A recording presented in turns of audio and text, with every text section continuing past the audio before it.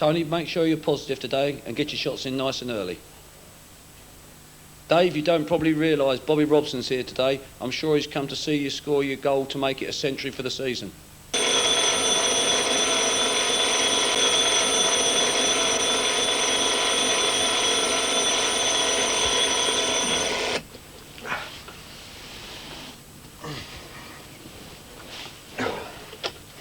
Well, what a dream that was. I'm sure it must be every Unitedite's dream to actually play here at Bramwell Lane. I'm sure it's something that I'm never going to get a chance to do with my footballing talents. But one thing I can do now is to take behind the scenes at the Lane and let you have a look around and see how the club works. You may be wondering what I'm doing still sat in this bed. Well, this was actually installed as part of the fixtures in the chairman's office when the new stand was built. It's never actually been used since then. The present occupant of the chairman's office is Reg Brearley. But just what is the role of a football club chairman? It depends on the size of the club, if we're keeping it to football. In many football clubs, third, fourth divisions, small clubs, you will find that the chairman plays the role of managing director, chairman, chief executive, come what may. But in the larger clubs, I think that it's more a figurehead. Same as this club, we have a managing director, we have our secretary, and we have a public relations, and we have a personnel, and so on and so forth. So my role is such that if there's something that the staff can't quite handle as far as the decision is concerned, then they will telephone and say, this is the problem, this is the decision that we would like to take, have you any objection? And you nod your head to it and say, no, carry on. Reg Brearley has said in the past that it was the loyalty of the supporters that filled this ground that first attracted him to Sheffield United. And for those supporters, there's no better sight than the ball hitting the back of the net. And boy, we've seen that a few times this season. Probably look for Webster here. Gets the flick on. Todd. Now it's Dean. To Roberts. Good cross from Roberts. Bryson! Oh!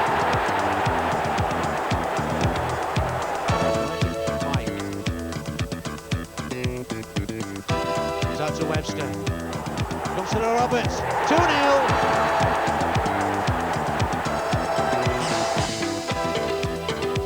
Good deep cross from Pike. Dean! Garner! Number 3 for United.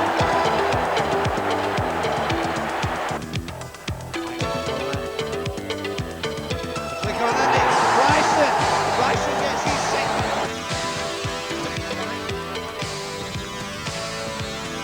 And it's a goal there from Brian Dean.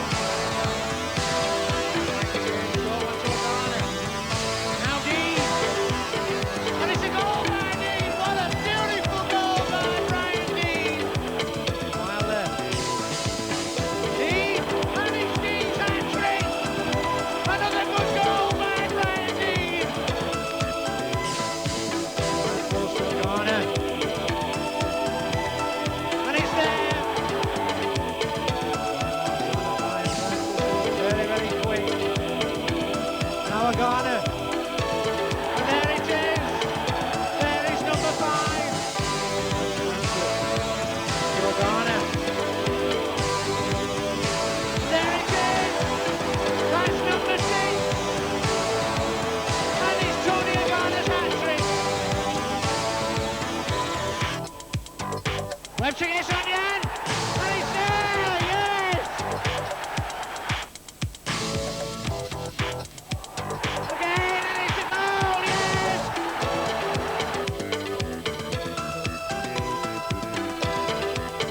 Good effort from Dean, and it's a goal, a beautiful goal there from Ian Bryson!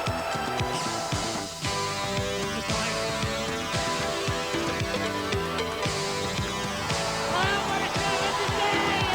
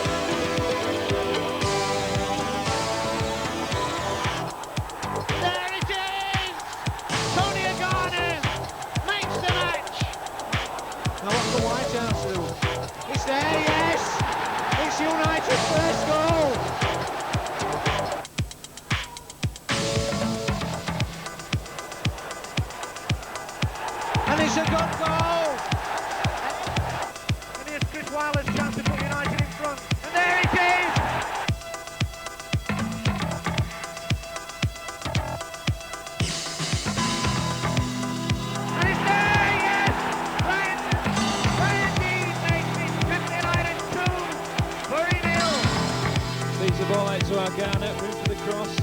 Dean giving them up. Snapshot coming in from Todd. And into the empty net. Cupfield. Garnett, Cupfield again. And then the keeper.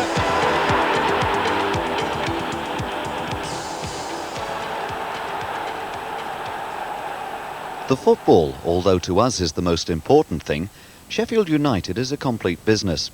And Saturday afternoons, even though the most important, are just one part of the working week. For example, the planning for a Saturday match starts weeks before for the commercial department, managed by Andy Dakin. Certainly does, Dave. We've got a hell of a job on getting ready for the match just solely on a Saturday. And of course we have a varied life in the commercial department.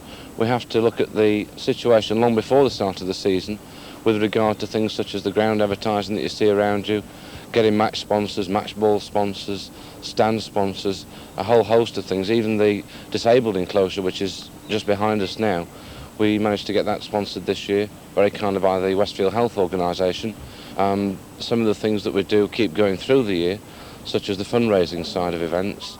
We have the Blades Revival Club and the lottery, and we also run a Red Ribbon Club, which is done through the news agencies, and the souvenir shop keeps going all the way through the year. But many of the things we have to do piecemeal as and when jobs become available. Does it make life easier if the team is winning? It certainly does, David, yes.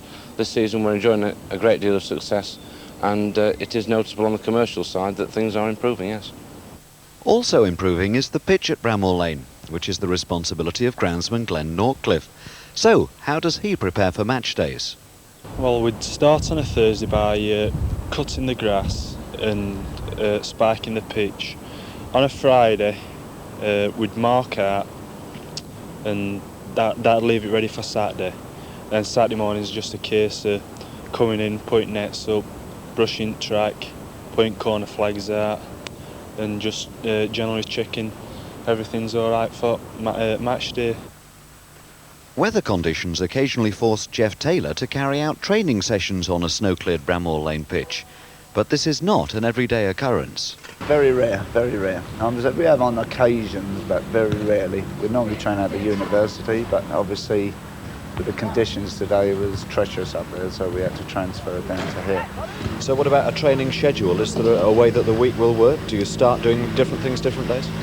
Well, Dave Bassett likes to work on his dead ball situations because he feels there's good rewards from it. So we do a fair amount on that. We work normally at the end of the week on those sort of things, Thursday, Friday, where we're easing off. The main part, the first week, is the physical side, but we're working to get their bodies and minds right, working hard physically, plus the football. Many other people have their planning to do for the match on Saturday. For the police, Chief Inspector Roger Purdy. Fair amount of planning. We tend to plan from one week to the next, but for a match of this sort, then we should be planning certainly a good week or maybe a fortnight in advance. Well, let's take it for instance of today. We're playing Fulham. Obviously they've got a long way to travel, their supporters. Should affect the number they're bringing up. How big an operation is it today? I would say it's an average size operation. Fulham historically have not posed many problems for teams. Certainly here at Bramall Lane they haven't. We would expect today for them to bring, say, 500 or thereabouts and 2 or 3 coaches. So it's an average size police operation from our point of view. One of the busiest places prior to the match is the ticket office, with staff having to deal with all sorts of applications for tickets for different parts of the ground. The facilities at Bramall Lane, as many people say, are more suited to the First Division than our present position. A superb executive suite serving a full a la carte menu on match days.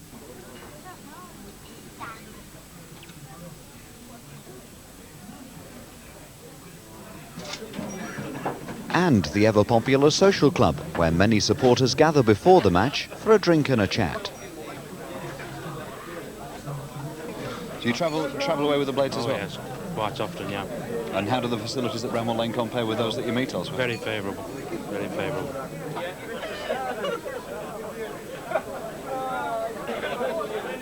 Got a lady here. You travel quite a way to see the Blades, don't you? Yeah, from Clanbury and Briglington. So how long does it take you to get to the games? About 2.5 hours. And do you travel home and away? All home matches, but not many away now. I can't get from. I'm afraid. Now, I don't normally ask ladies this, but would you mind taking your coat off?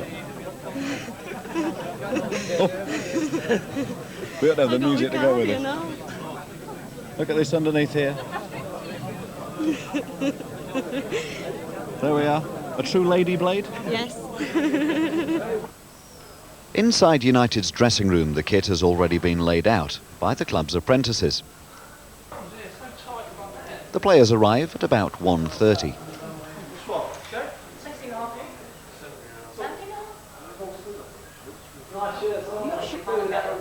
And it's normally around this time that the match sponsors are given their guided tour of the dressing room and a chance to meet the players.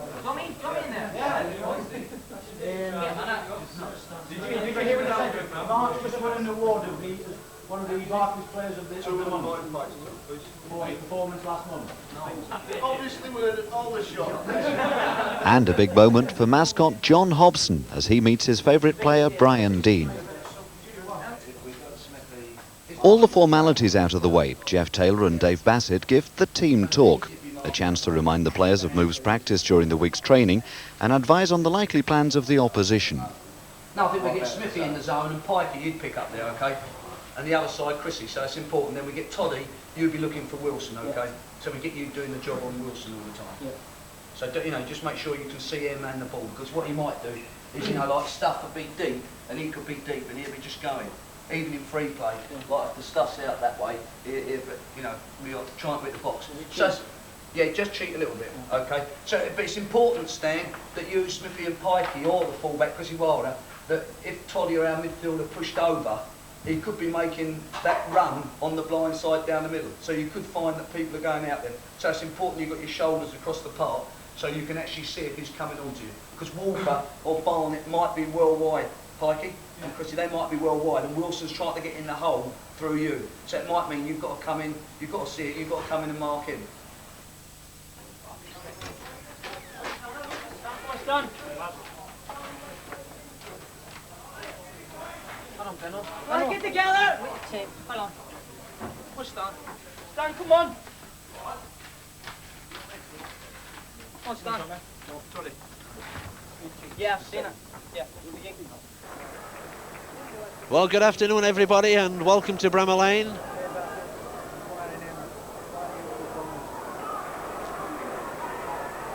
Smith finds Dean. It was a close call there by Dean. Long free kick. Duffield. Nicely chested down by Dean. And it's a good goal there by Dean. What a beautiful goal.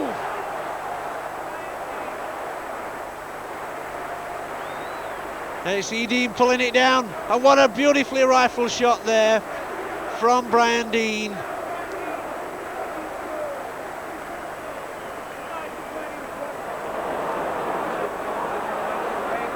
It's Fulham. Good cross. Comes to Barnett. A beautiful save there by goalkeeper Benstead. It could have really brought Fulham back into the match. Wilder. Good long ball. Nicely brought down by Francis. Looking for a 1-2. He picks Todd. Todd's effort pushed around the post yet again by Stannard.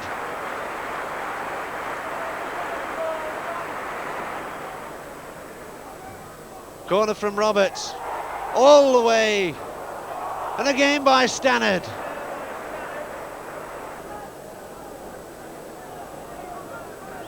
Number 2 Marshall. Now Wilder, Francis, Dean, out to Wilder, good cross, and it was a good effort there from Duffield, and Stannard yet again. Marshall. Flicked on there by Gordon. Number 4 Wilson. Going through. Brought down. Penalty.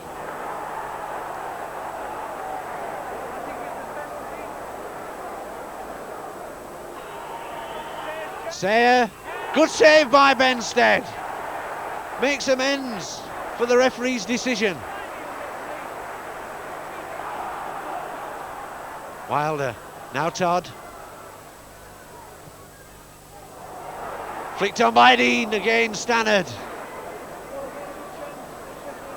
Free kick to United. Dummy soul by Pike. Roberts' shot, and it's against the post.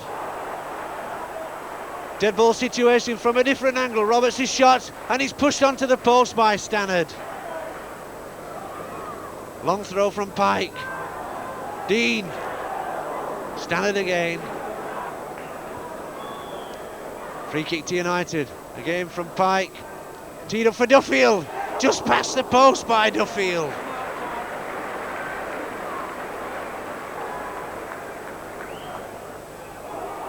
Good long ball. Chase on for Dean. Now Francis. Nicely done by Francis. Good far post cross from Francis, and again Dean.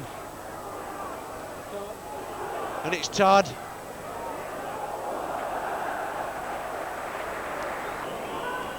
Can't be long to go now. Stannard. Gordon. And there it is. There's the final whistle down here at Bramall Lane. The score, Sheffield United 1, Fulham 0.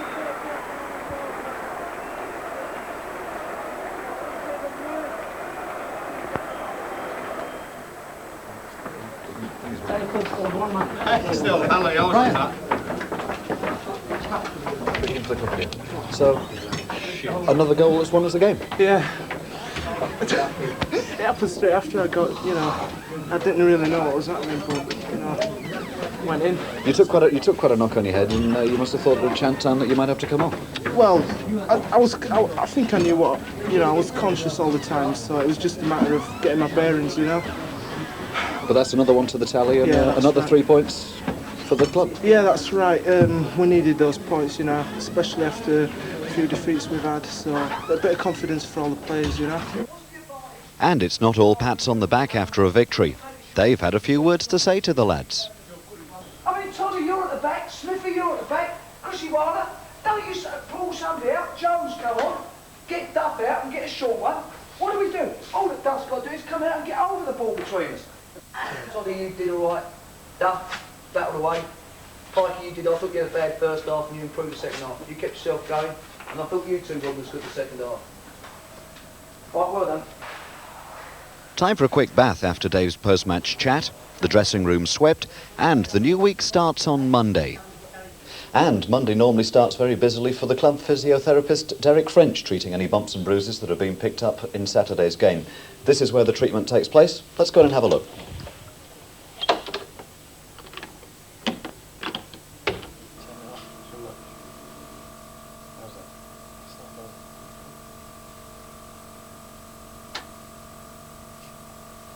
Well, Derek, this is the magic bag that you take out with you Saturday afternoons and match times. What's inside it? Well, we've got an assortment of medical equipment in here. First thing that come out is a broken finger.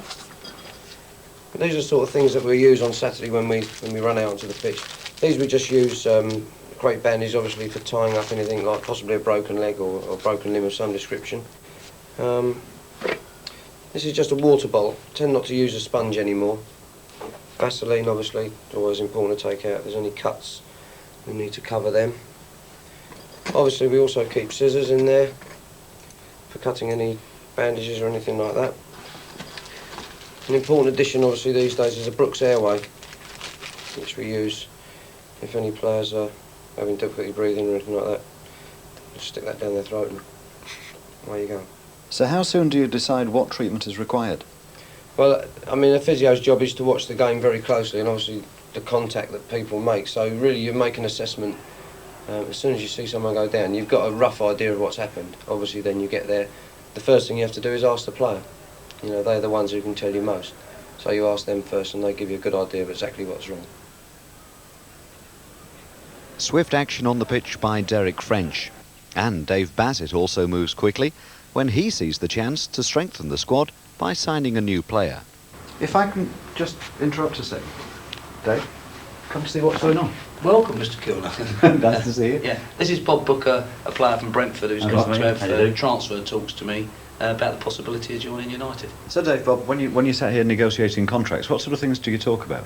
Well, obviously you point out our interest to the player that we would like him to join, what his job you'd want him to do football-wise, and then obviously you talk about financial terms in relation to what you're prepared to offer, what a transfer fee may be, and also the position with regards relocation.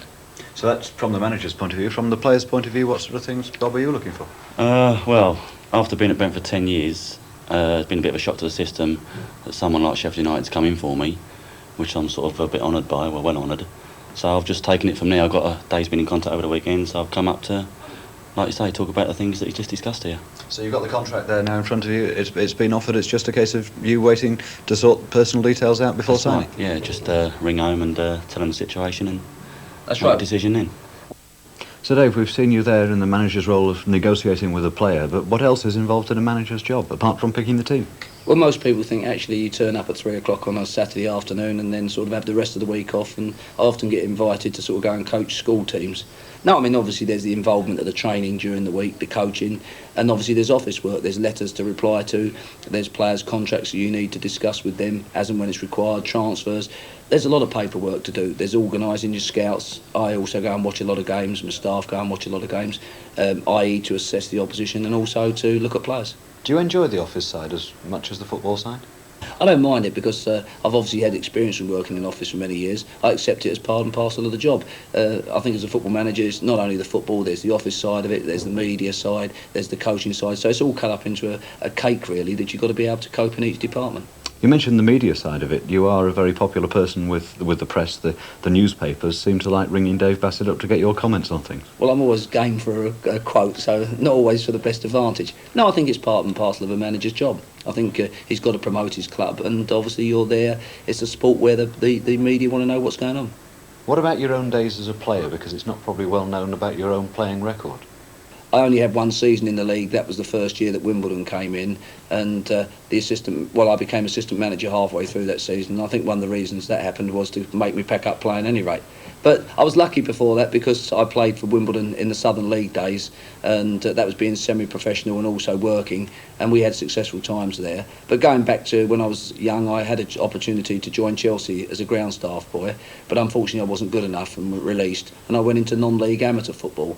At that time I played for a team called Hayes and was spotted by Watford and invited to go there, and I spent a year at Watford playing in their reserve side, but did a stupid thing by playing football on a Sunday morning and broke my leg, which also at the same time stopped me playing at Wembley for Hendon in the Amateur Cup final it was at that time.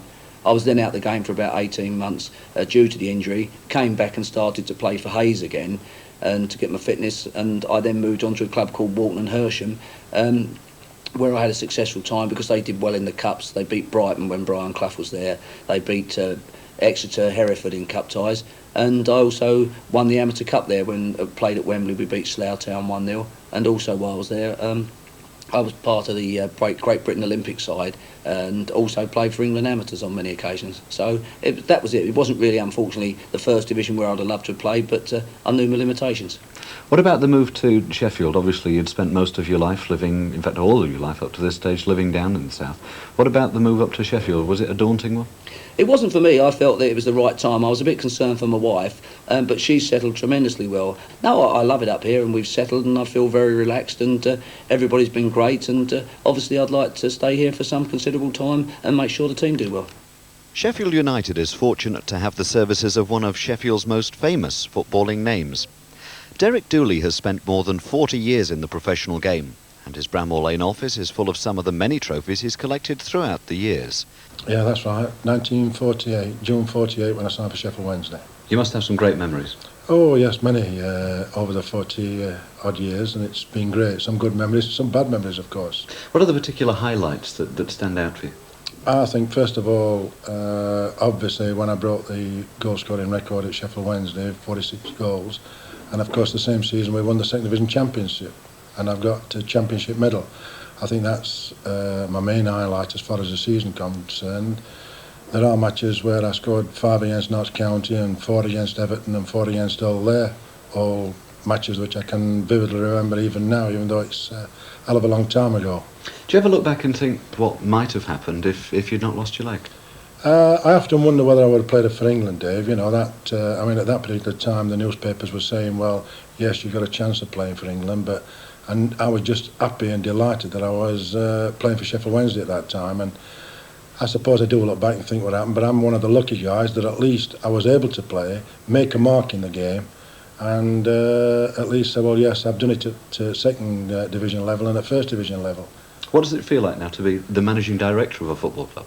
Well, if anybody had said that to me, Dave, when it was 40 years ago, that I'd been a director, let alone the managing director of a football club, I would have laughed at them. I enjoy the job. I love being involved in football, and to me, it's not work, it's a pleasure. Another great Sheffield football name who can be found at the Lane is Tony Curry. Tony, one of the great idols of the 70s, finds himself now back at United, but not in a playing role, in charge of employment training. Well, we go out into schools and in their playtime, in their games periods, and we coach them football. We take them for other games, non-stop cricket, indoor hockey, uni-hock, you know, tunnel ball, all sorts of games like that. That's in the schools.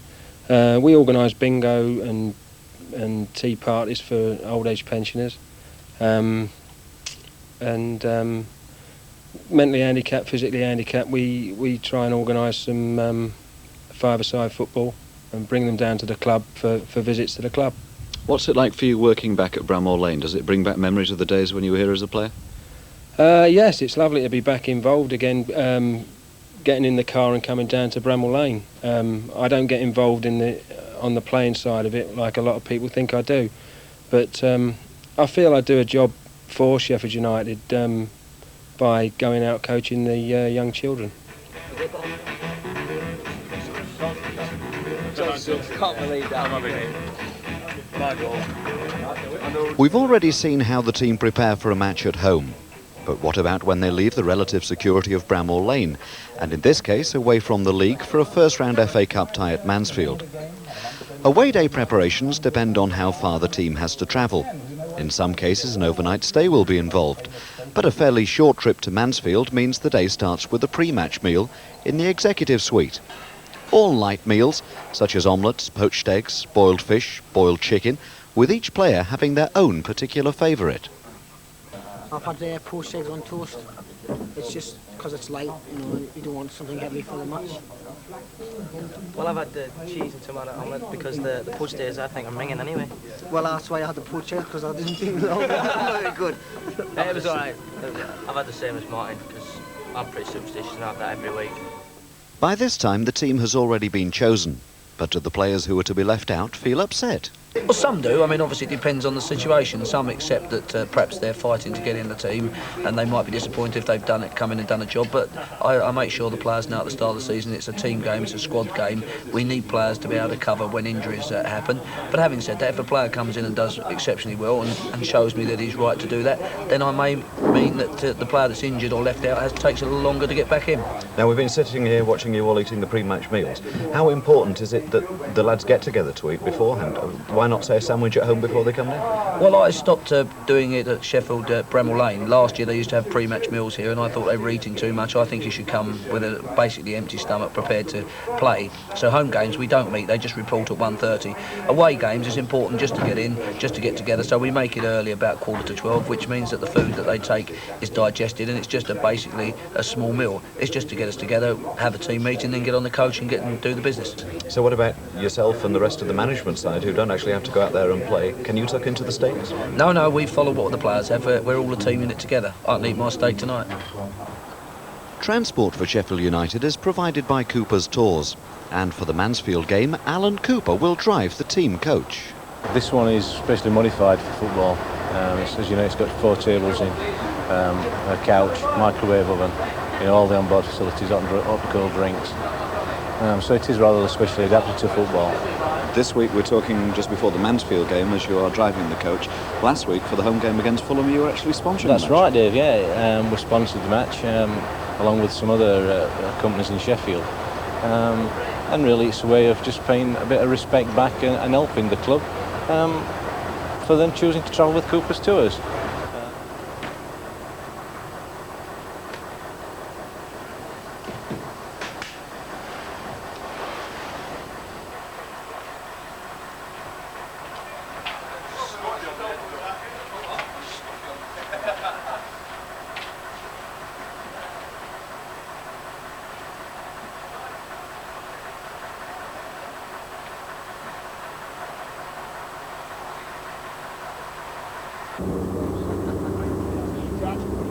The journey to Mansfield will take about an hour. So what do the players do to relax during the trip? Well, there's loads of ways really. As you see, there's some lads playing cards, some like to read. Usually on the long trips we have a video on the bus, you know, a football video or a feature film. So there's quite a few ways to entertain yourselves.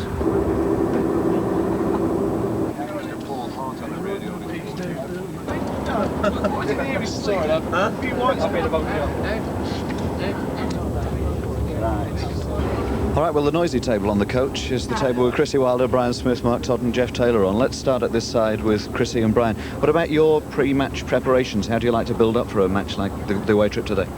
I usually have a quiet game of cards with Jeff Taylor making his own Cockney rules up, you know.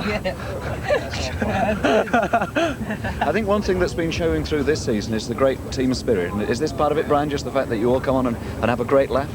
Yeah, I think everybody mucks in together both in dressing room and on the field, and it carries on the coach as well on the way to the games.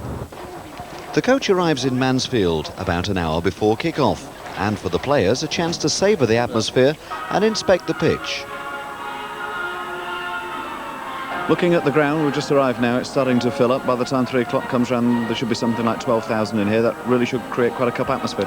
Well, yeah, I think we've got quite a lot of the support, so, you know, as Tony says, it'll be like a home game. And looking forward to teaming up again down the middle, because of course, Tony, you've been covering for Ian whilst he's been out.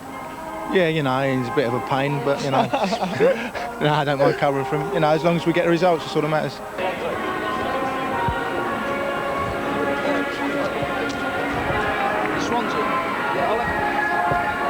So how far have we travelled to get here today? Long way. All for a good cause though. Watch the Blades win. Do you travel to most of the away matches? Yep. Yeah. Newcastle, Man City, Bolton, Blackpool, you name it, we're there. Now there's been a lot of talk recently about membership schemes and things. Will that put you off coming to watch football? No. You'll still be there. And what about the treatment of away supporters? Sorry. It's all right. Man City, I'll give some from Man City. They were brilliant with us.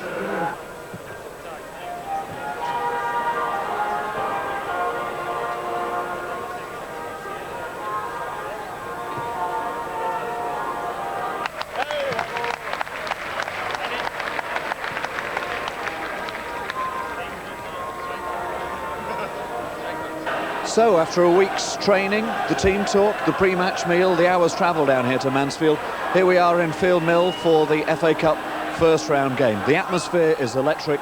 We've reached the point of no return. It's match time. All ready for the start, away we go. Kent. Number 2, McKernan. Now Mansfield. Topo by Wilder. Now it's Bryson. Out to Agana. Good cross from Agana. Roberts getting a bang on the head. Bryson. Dean. Good save from Cox.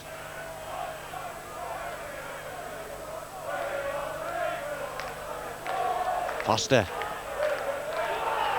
Long ball. Finds Kent. Kent's going through. And it's a goal for Mansfield. Scorer, Kevin Kent.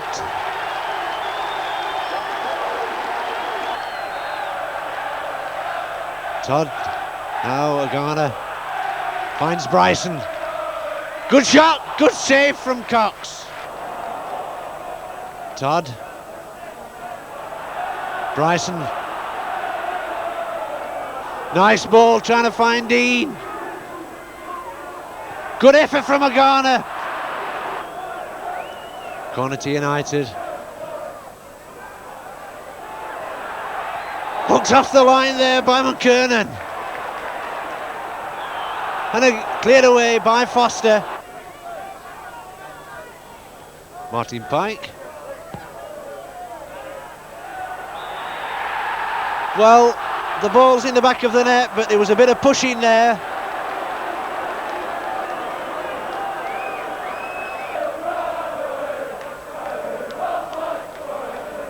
Flicked on by Webster. Now Agana. Nice work. Roberts going a bit wide, pushes it out to Bryson. Bryson's cross. And again, hits the post from Agana.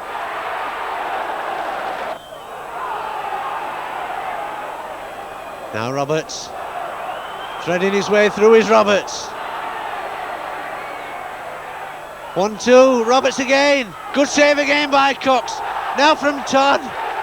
And cleared out gently by McKernan. Todd. Bouncing around Webster. Dean. Footwork by Dean. And he scores by Dean. What a classic goal from Brian Dean. Scores Sheffield United 1, Mansfield 1. Replay shows you the deft touch of Brian Dean there. And what a time to score. Kenworthy. Kent. Out to Kent again.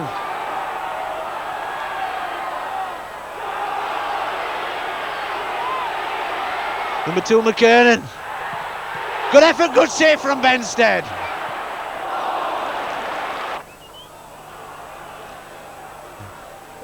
Number 3 gives it away to Dean. Just past the post with Foster looking in desperation. Nice Duffield. Good cross from Duffield, and again it's that man Cox. Pike. Good bit of work by Brian Dean. Foster. Loses out. Four still. Todd. Again it's Fox again. Headed clear there by Wilder. Another cross. Headed this time by Smith. And there it is. There goes the final whistle. So a 1-1 draw and all to play for in the replay back at Bramall Lane. The biggest disappointment of the afternoon, overshadowing the result, was the injury to Simon Webster, in which he sustained a broken leg. An injury which physio Derek French said was the worst he's seen in his time with United. Well, as you know, it was right in front of us where we sat, and I mean, I knew straight away, obviously, that it was broken. And really, the first thing you've got to do is get to the player and try and reassure him as quick as you can, get his leg immobilised quickly and get him off to hospital straight away. Throughout the match, the lines in the press box have been kept busy with reporters updating information to those listening back home. And afterwards, Graham Benstead spoke live on Radio Hallam to Peter Jenkins.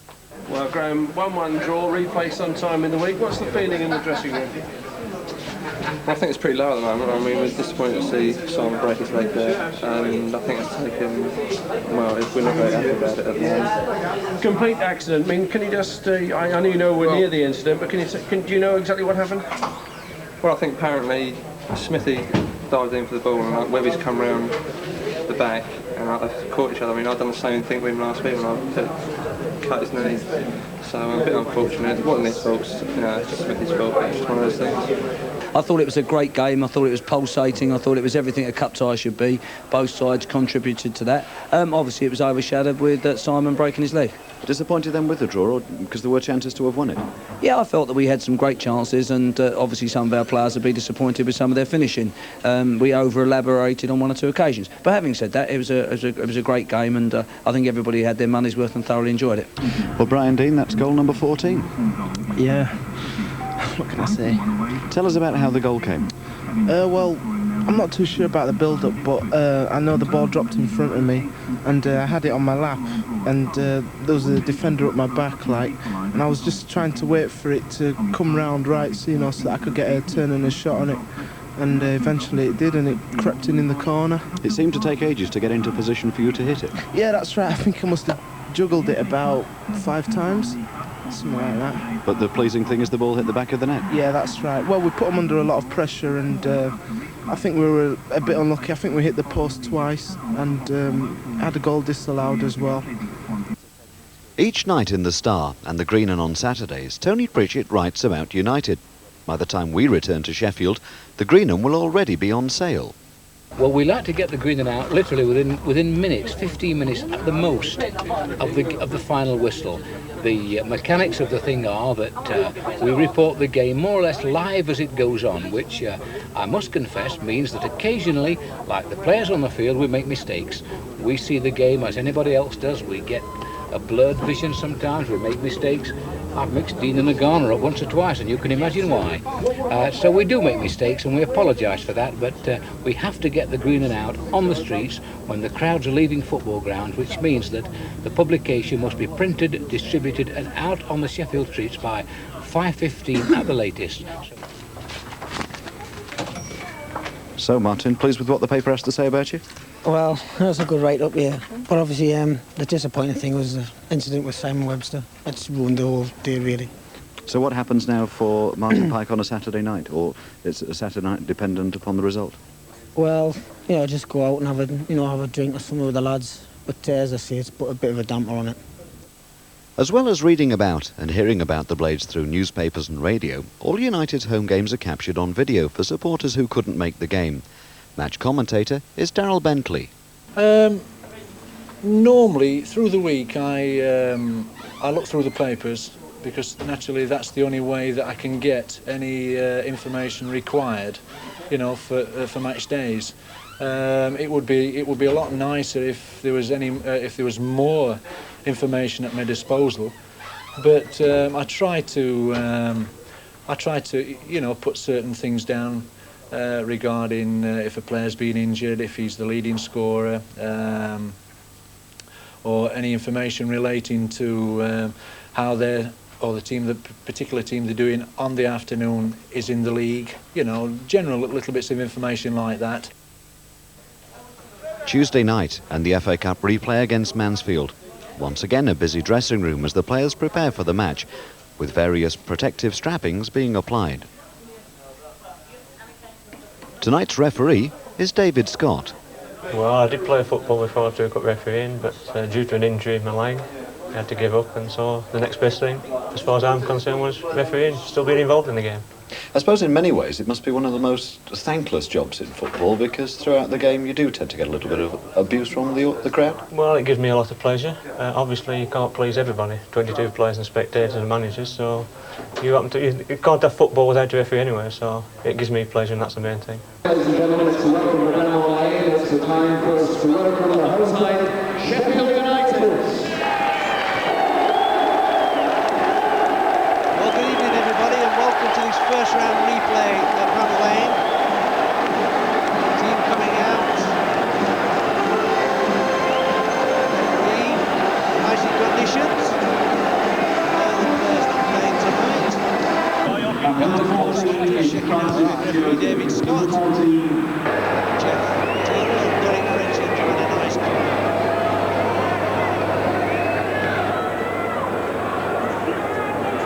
Roberts.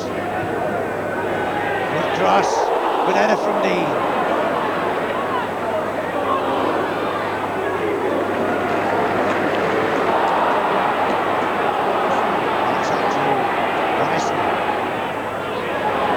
Out from Dean, just past the post. With a free kick. Forward to Agana. Dean back heel from Agana to Wilder again. Wilder's cross, just past the post there by McKernan. Mike. Picked on there by Dean. Still not cleared, and now Roberts. Being forced by McKernan. Yes, he's crossing Bryson! 1-0! Ian Bryson scores! Goal from Robertson's crossing. You can see how far he was pushed wide. Good credit to Bryson.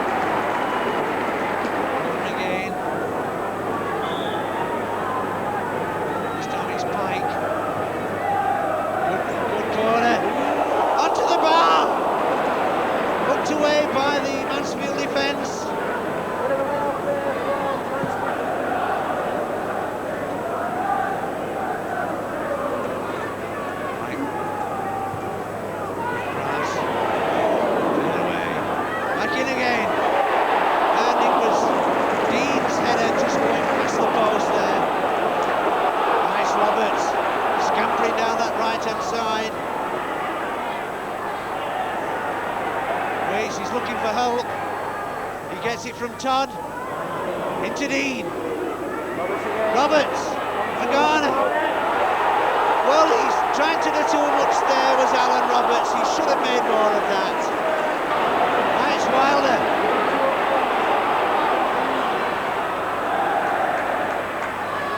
Todd.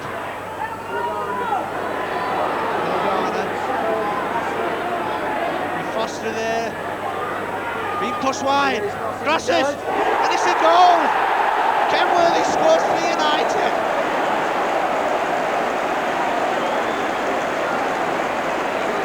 What a beautiful goal there by Tony Kenworthy. United 2, Mansfield 0. Now Pike. Long one.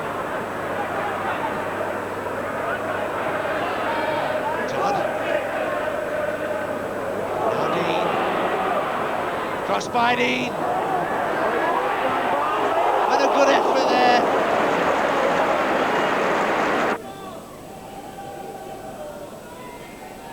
Owen. Good cross from McCoy. And it's the number 12, Kearney, the substitute. Makes it 2-1. Not be many minutes to go, and there it is, the final whistle. So, Sheffield United progress to the second round of the FA Cup. But where will the club progress to in the future? Chairman Reg Brearley. As far as the team is concerned and the league positions, that's a disappointment to me.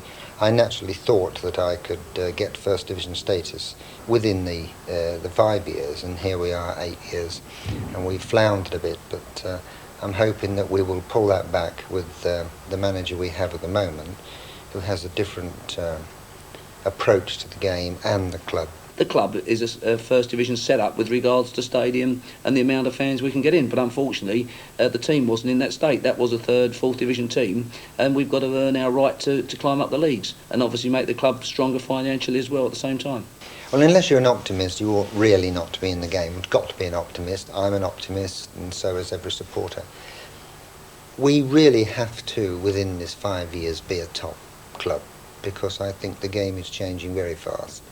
I don't know what effect this wretched membership card scheme is going to have, but it could well be that only the well-organised clubs are going to survive. A lot of people are going to take exception to them and I think ignore the game altogether. It's going to drive a lot of people away through infringement in their dignity and their privacy, and they're not going to subscribe to them. So I think the big clubs are going to be the ones that are left, and we are a big club, and we have to be there. Well, that's just about it. I do hope you've enjoyed our little look behind the scenes here at Bramwell Lane, seeing how a modern day football club works. I mentioned at the start how this bed had never actually been used since it was installed. Well, I've got to get up early in the morning. The alarm clock's here with me, so I think we'll give it a try and I'll see if I can get back to my dreams. Night night.